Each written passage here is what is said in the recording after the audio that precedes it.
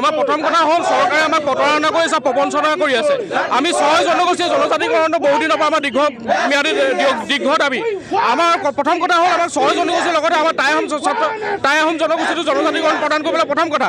দ্বিতীয় কথা, চৰকাৰে 2টাকৈ মন্ত্ৰীগোট গঠন কৰিও আজি পৰ্যন্ত তেওঁলোকে কেন্দ্ৰীয় চৰকাৰলৈ প্ৰতিবেদন প্ৰেৰণ কৰিব নোৱাৰাটো এটা দুৰ্ভাগ্যজনক বিষয়।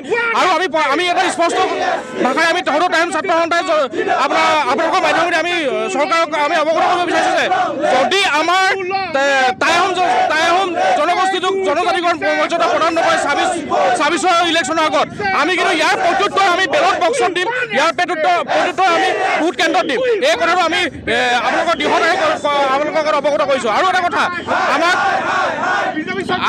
আমাৰ যি বেদখলকাৰী আমাৰ উচ্ছেদ কৰি আছে, এই উচ্ছেদ কৰাটো আমি সম্পূৰ্ণ সমৰ্থন জনাইছোঁ। আৰু ইয়াৰ লগতে এটা কথা হ'ল যে বেদখলকাৰীৰ লগতে আমাৰ যিখিনি আমাৰ খিলঞ্জীয়া আছে, খিলঞ্জীয়া মানুহসকলক আমি ভূমি পট্টা প্ৰদান কৰিব লাগিব। ভূমি পট্টা প্ৰদান কৰি আমাৰ যি খিলঞ্জীয়া চৰকাৰ নিৰাখন ধন্যবাদ।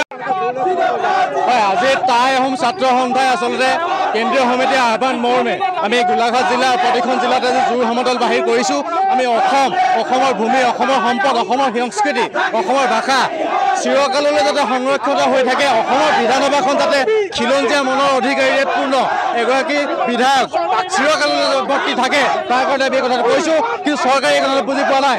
জনজাতিকৰণৰ ওপৰত চৰকাৰে নিৰ্বাচনী মেৰপাচত ৰাখিব বিচাৰিছে, কিন্তু আমি 6টা জনগোষ্ঠীৰ জনজাতিকৰণে অসমখন জনজাতীয় ৰাজ্যলৈ পৰিণত কৰিব বিচাৰিছোঁ, যাৰ ফলশ্ৰুতিত অসমখন সুৰক্ষিত হ'ব অনাদি অনন্তকাললৈ চিৰকাললৈ।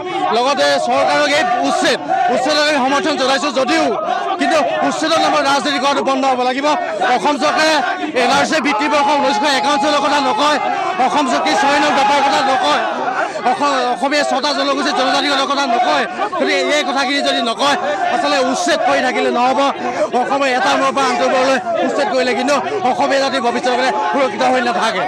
আমি দাবী জনাইছোঁ যে অতি সোনকালে অসমৰ 6টা জনগোষ্ঠীক জনজাতিকৰণ দিব লাগিব, অসমত ইনাৰ লাইন পাৰ্মিট গঠন কৰিব লাগিব। সেয়া আমি দাবী, অন্যথা 2026 চনৰ বিধানসভা নিৰ্বাচনত আমি কিন্তু উচিত প্ৰত্যুত্তৰ দিম। যিকোনো খবৰৰ বাবে যোগাযোগ কৰক 7099017330 লগতে 7099017110 নম্বৰত।